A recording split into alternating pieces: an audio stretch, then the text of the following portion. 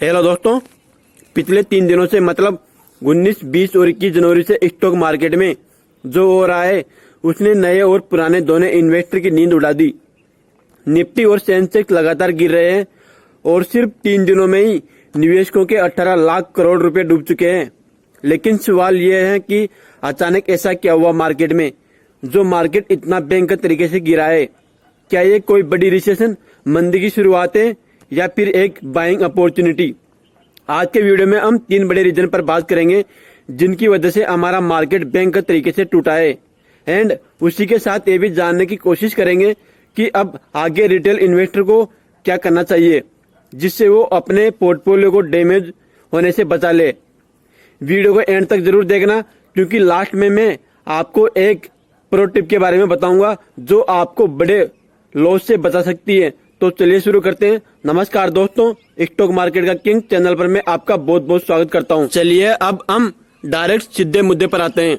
Market गिरने के पीछे 3 सबसे बड़े रीजन हैं।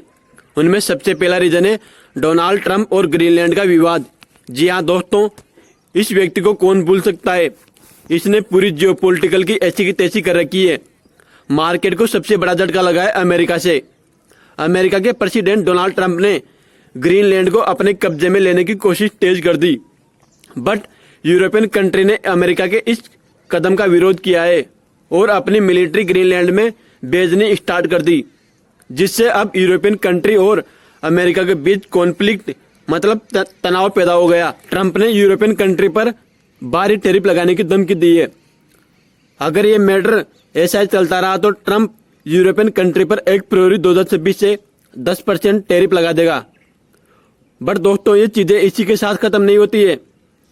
अगर ये सारी चीजें जून तक ऐसे चलती रही तो अमेरिका ने यूरोपियन कंट्री पर 1 जून 2026 से 25% तक का टैरिफ लगाने की धमकी दी है। इस वजह से पूरी दुनिया में ट्रेड वार का खतरा पैदा हो गया। जब ग्लोबल लेवल पर ट्रेड में टेंशन आती है तो इन्वेस्टर में डर का माहौल बन जाता है और अपना पैसा मार्केट से निकाल के सेफ एसेट जैसे चांदी और सोने में लगा देते हैं। अब आपके दिमाग में एक क्वेश्चन आ रहा होगा कि ग्रीनलैंड तो डेनमार्क का पार्ट है, तो फिर अमेरिका क्यों उसके पीछे पड़ गया? तो दोस्तों, इसका रीजन है क्रिटिकल मिनरल्स। ग्रीनलैंड में क्रिटिकल मिनरल्स की प्रेजेंस बहुत ज्यादा है, जिसकी वजह से ट्रंप ग्रीनलैंड को अपने कब्जे में लेने की कोशिश कर रहा है। डेन मार्केट गिरने का दूसरा रीजन है एपाइस की भारी बिकवाली। एपाइस जनवरी मंथ में हमारे शेयर मार्केट से लगभग 30,000 करोड़ से ज्यादा की बिकवाली कर चुके हैं।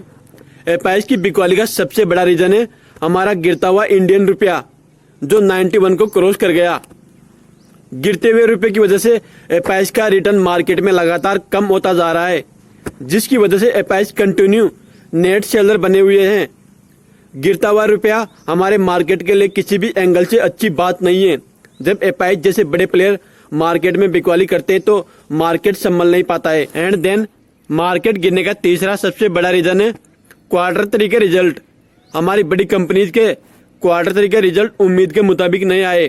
खास करके आईसीआई, रिलायंस, टीसीएस, इन्फोसिस जैसी बड़ी दिग्गज कंपनियां अनुमान के मुताबिक अपना रिजल्ट नहीं दिखा पाई, जिसकी वजह से मार्केट में प्रेशर जनरेट हुआ है।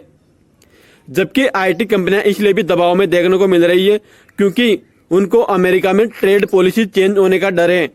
और दूसरा है यूएस हायर एक्ट। अगर ये एक्ट आया ना तो फिर हमारी आईटी कंपनियों की लिटरली धज्जियां उड़ने वाली है। देन अब बात करते हैं सबसे मोस्ट इम्पोर्टेंट टॉपिक पर कि भाई ये सब ड्रामा कब तक चलेगा, ये गिरावट रुकेगी कब? तो दोस्तों, इसका एग्जैक्ट आंसर किसी को भी नहीं पता कि ये गिरावट कब रुकेगी, बट कुछ पॉइंट है जिनके आधार पर आप अनुमान लगा सकते हो कि मार्केट कौन सी दिशा में करवट लेगा।